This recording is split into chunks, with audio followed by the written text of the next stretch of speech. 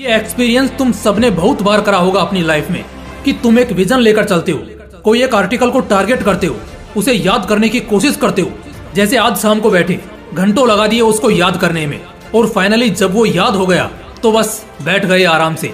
लेकिन 4 दिन बाद यही याद किए हुए नोट्स, फॉर्मूलाज, सब कुछ तुम भूल जाते हो।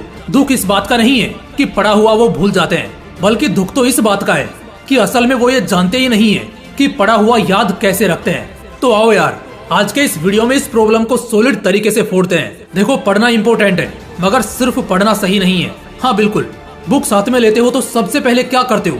रीडिंग शुरू करते हो। गलत नहीं है ये। अगर इस मकसद से पढ़ रहे हो कि सिर्फ पढ़ना है तो गलत नहीं है।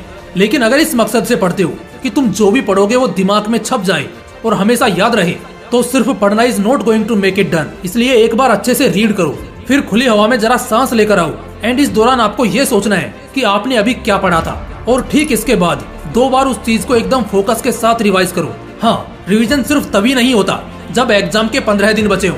रिवीजन तब करना चाहिए जब तुमने एकदम नया नया कुछ पढ़ा हो, क्योंकि ये अगर दिमाग में बैठ जाएगा तो हमेशा रहेगा।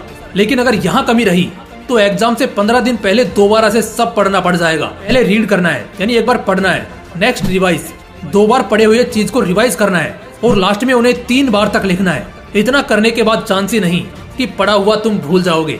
पिछले 4-5 सालों में एजुकेशन में बहुत गजब का रेवोल्यूशन आया है, जिससे तुम दुनिया के किसी भी कोने में बैठकर कहीं भी और कभी भी बहुत तेजी से पढ़ सकते हो।